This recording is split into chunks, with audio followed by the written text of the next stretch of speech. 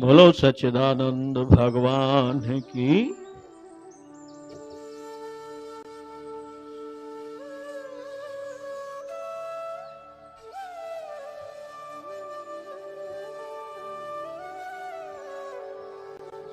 कल का प्रकरण जो चल रहा था, कहां बंद हुआ, ये किस किस को ख्याल है, किस किस को ध्यान है कि नहीं है।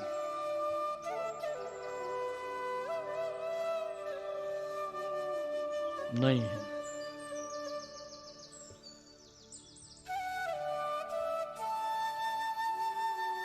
तो माधव दास जी जगन्नाथ जी का कल प्रकरण चल रहा था।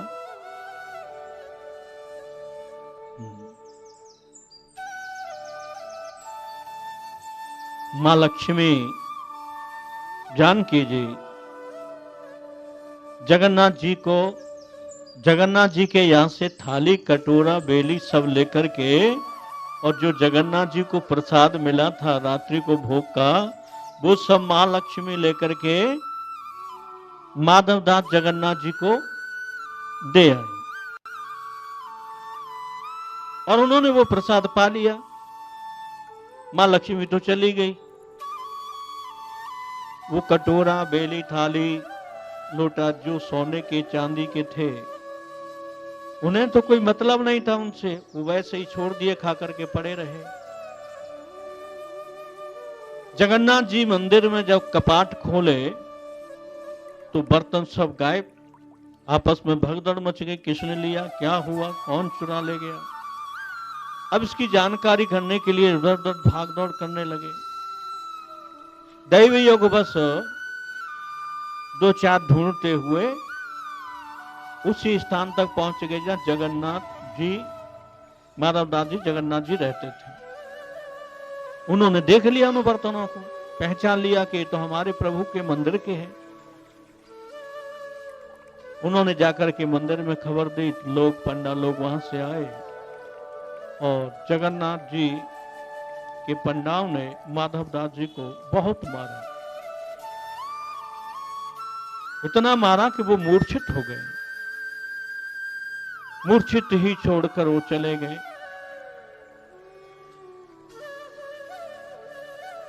तो जाकर के जब उन्होंने जगन्नाथ जी को स्नान कराया,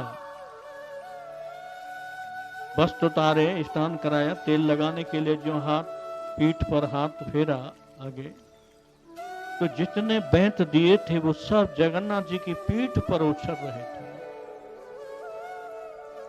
बड़ी लंबी लंबी सांसें चल रही थी। पंडा भयभीत हो गए। आपस में चर्चा होने लगी कि ये क्या अनहोनी हो रही है, इनकी कैसे ये बैंत उछल रहे हैं, कैसे लील पड़ रहे हैं, क्या हुआ। तो सब लोगों ने प्रार्थना की जगन्नाथ जी से। जगन्नाथ जी ने कहा कि सुनो, तो उन्होंने बहुत बड़ा अपराध किया है। वो माधवदास जी मैं ही हूं, मेरा ही स्वरूप है, और तुमने इतना मारा उसको। उसकी सारी मार मैंने अपने शरीर पर ली है। अब तो पंडार भयभीत हो गए कि हमारे हाथ से भगवान पिट गए। कहा प्रभु इसका निवारण कैसे होगा। बोला जाओ माधवदास जी से क्षमा मांगो और वो क्षमा कर देंगे तो क्षमा हो जाओगे। तो सब पंडा लोग वहां आए, माधव जी से क्षमा प्रार्थना की। माधव जी तो भगवान के स्वरूप ही थे। कहने का तात्पर्य है कि जो भगवान की शरण हो जाता है, भगवान की कृपा पात्र हो जाता है, वो भगवान का स्वरूप ही हो जाता है। इसका प्रमाण रामचरितमानस में भी मिलता है। मां भवानी को जब भगवान शिव ने राम कथा सुनाई, अमर कथा सुनाई, सुनने के बाद उमा जी ने कहा कि तुम कृपालो सब संशय घर हो, राम स्वरूप जाने मोघी पर हो। मुझे जान पड़ता है कि तू राम जी के ही स्वरूप हो, क्योंकि तुमने मेरे सारे संशयों का हरण कर दिया। दुनिया में ऐसा कोई ही नहीं कि अपना पद दे दे, मात्र एक भगवान ही है कि जो इनकी शरण में जाता है उसे अपना पद दे देते हैं, अपना जैसा बना देते हैं। फिर कितने लोग मंद बुद्धि अभागे हैं जो इनको छोड़कर संसार के विषयों में रत रहते हैं। अभी एक गुड़िया ने भजन गाया था कि मीठा मीठा राधा रानी को नाम लगे, खारो खारो वो जमुना को पानी लगे। अब ये बड़ी सोचने वाली बात है कि यमुना मैया तो खुद भगवान कृष्ण की पटरानी है, प्रभु खारा क्यों लगे? इसका तात्पर्य है कि भगवान की जो अर्धांगिनी महामाया है, लक्ष्मी है, उसकी किसी को जरूरत नहीं, क्यों वो खारी है। मिठाई तो लोग पसंद करते हैं, राधा जी का नाम मीठा है तो लोग पसंद करते हैं। यमुना भी महारानी है, वो भी कृष्ण जी की पटरानी है। तो राधा रानी मीठी हो गई और यमुना खारी हो गई, ऐसी विलक्षण बात है। तो इसका एक गहराई से देखेंगे तो रामचरितमानस में एक जवाब मिलता है। जवाब क्या है कि जमुना जी को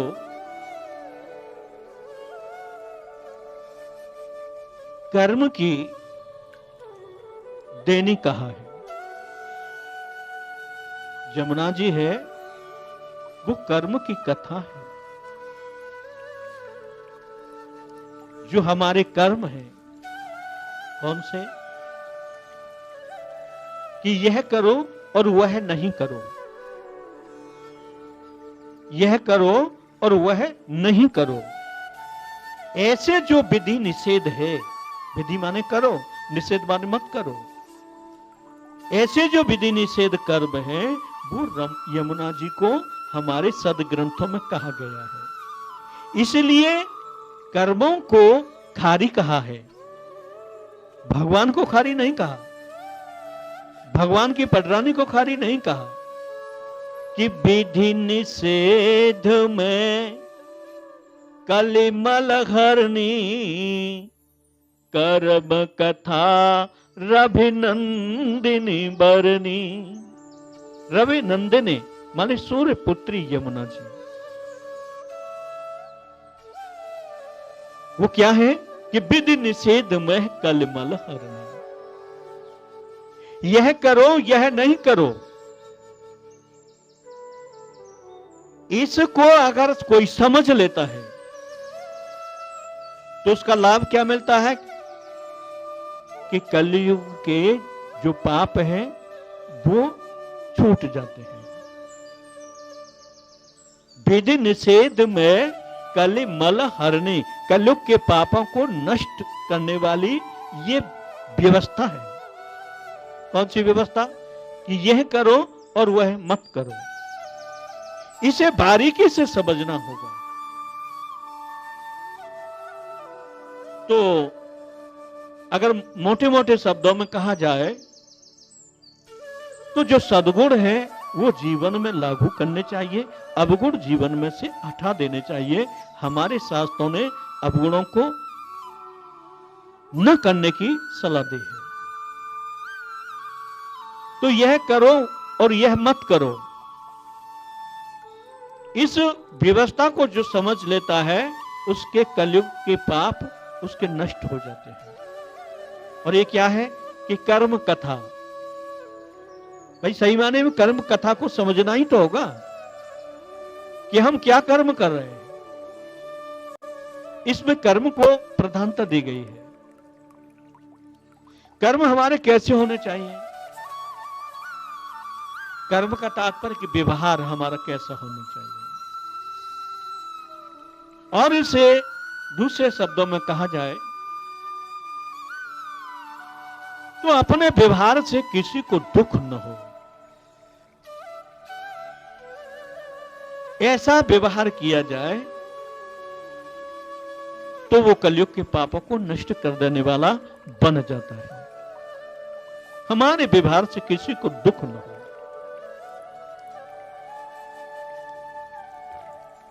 ऐसा व्यवहार करना चाहिए। और इसे सरल शब्दों में समझा जाए कि हमारे लिए कोई जैसा व्यवहार करे और उससे हमको दुख हो, ऐसा व्यवहार हमें दूसरे के प्रति कभी नहीं करना चाहिए।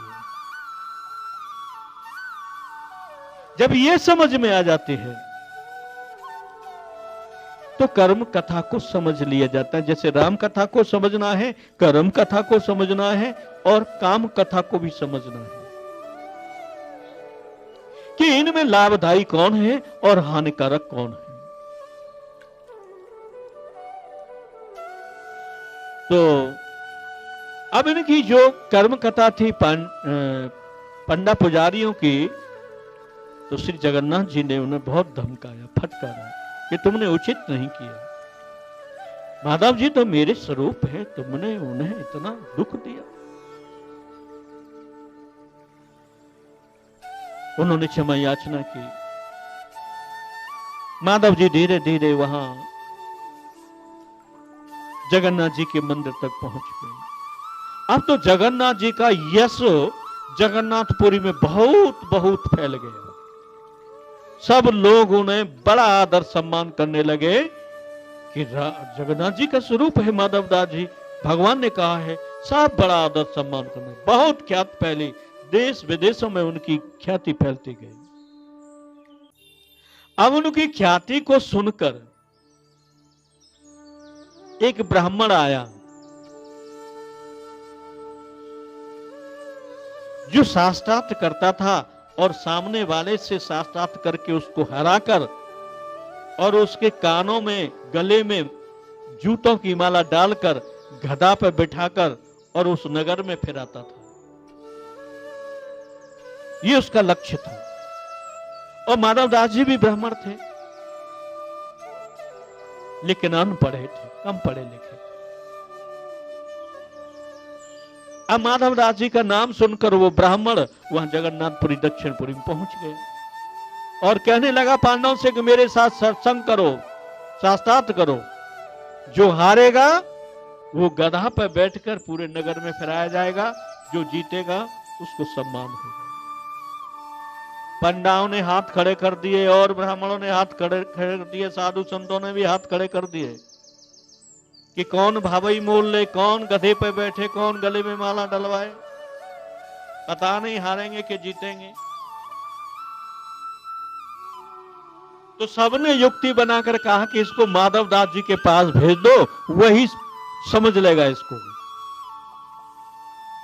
तो उसे कह दिया कि जाओ फलानी फलानी जगह माधव दास जी रहते हैं, उससे शास्त्रार्थ करो, वो तुमसे शास्त्रार्थ करने में योग्य है। अब वो पंडित वहां पहुंचा, माधव दास जी को कहा कि शास्त्रार्थ करो। माधव दास जी ने कहा कि भाई मैं कोई शास्त्रार्थ नहीं करता, मैं तो प्रभु का नाम स्मरण करता हूं, भगवान का भजन करता हूं, मैं शास्त्रार्थ करना नहीं जानता। तो पंडित का नहीं जानते हो तो ठीक है, हार स्वीकार करो। माधव दास जी का ठीक है, मैं हार स्वीकार कर लेता हूं। बोलो क्या करना है मुझे? बोले तुम्हें यह करना है कि एक पत्र लिखो, पत्र में यह लिखो कि मैं पंडित जी से शास्त्रार्थ में हार गया, फिर जो सजा का विधान होगा वो सब लोग मिलकर करेंगे। तो माधव जी ने वो लिख के दे दिया और उस पत्र को लेकर वो जगन्नाथपुरी जगन्नाथ मंदिर में पहुंचा। जो वहां के व्यवस्थापक थे उन्हें जाकर के वो पत्र दिया। जब उन पंडाओं ने वो पत्र खोला और पढ़ा तो उस पत्र में लिखा था कि माधव दास जी से पंडित जी शास्त्रार्थ में हार गए और माधवदास जी की जीत हो गई। और जिसे पंडित को जो सजा देनी हो तुम सब लोग मिलकर दे डालो। तो पन्नाओं ने उस पंडित को कहा कि देखो ऐसा लिखा है। पंडित के सामने तो बात थी, माधवदास जी ने हाथ स्वीकार की। बोला ऐसे कैसे हो गया, उन्होंने तो लिखा था कि मैं हार गया, पंडित जी जीत गए। तो ये तो चालबाजी की है माधवदास जी ने मेरे साथ। अब तो मुझे उनके साथ शास्त्रार्थ करना ही होगा, मेरे साथ छल किया है, ये पत्र मुझे दो। पंडित ने कहा पहले सजा तो भोग लो। पंडित ने कहा सजा में अवश्य भोगूंगा, पर शास्त्रार्थ करने के बाद या तो आप लोग शास्त्रार्थ करो या माधवदास शास्त्रार्थ करें। फिर लेकर चले गए पत्र को, और वहां पन्ना थे वो भी साथ ले लिए। माधवदास जी जिस आश्रम में थे वहां पहुंचे और पंडित जी ने बहुत धमकाया, तुमने गलत लिख दिया है। माधवदास जी ने कहा मैं झूठ नहीं बोलता, मैंने तो सत्य लिखा है। बोले देखिए यही लिखा है। अब माधवदास जी मुस्कुराए कि ये तो मैंने नहीं लिखा, ये तो तुमने ही लिखा होगा। पंडित जी ने कहा मैं क्यों लिखूंगा अपनी हार के विषय में। माधव जी ने कहा तो भाई मैं नहीं जानता किसने लिखा है। तो पंडित ने कहा ठीक है मेरे साथ शास्त्रार्थ करो। माधवदास जी ने कहा ठीक है मैं शास्त्रार्थ करने के लिए तैयार हूं, पर मुझे स्नान करके आने दो। पंडित जी ने कहा ठीक है स्नान करके आ जाओ। और भी सब लोग बैठे थे। तो माधवदास जी स्नान को गए और लंबे निकल गए, बहुत दूर निकल गए।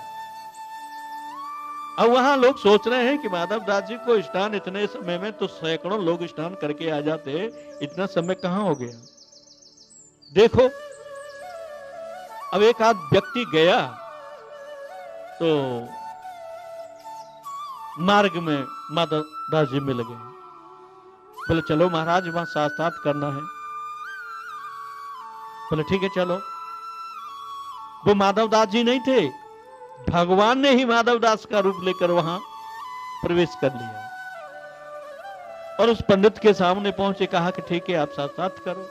जो जो शास्त्रार्थ पंडित जी करते हैं भगवान सबका जवाब देते हैं। जब भगवान ने अपना प्रश्न पूछा तो पंडित जी हार गए।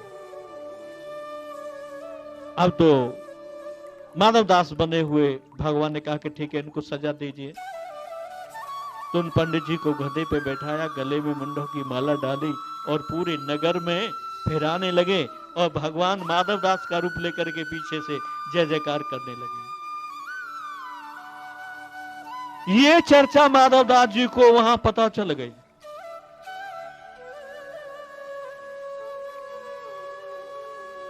कि एक बंदा वहां पहुंचा, वही देख दा करके जल्दी में था। वो बड़ा आश्चर्य में हो गया कि माधवदास जी यहाँ बैठे हैं, वहां शास्त्रार्थ हो रहा है। वहां गधे पर बैठा करके पंडित जी के पीछे माधवदास जी फिर रहे हैं। ये दूसरे माधवदास जी कहां से आ गए। तो उन्होंने माधवदास जी से कहा कि महाराज ये क्या बात है, आप यहां भी हैं और वहां भी हैं। माधवदास जी ने कहा कि तुम मेरा रूप बनाकर भगवान पहुंच गए, चलो मैं भी चलता हूं। जब भगवान माधवदास जी बनकर वहां उस पंडित को सजा दे रहे थे, उसी दरमियान में वो ओरिजिनल माधवदास जी थे वो भी पहुंच गए। अब दो माधवदास देख करके सब लोग आश्चर्य में आ गए। पंडित जी को भी दम आ गई कि मेरे साथ फिर छल हो गया।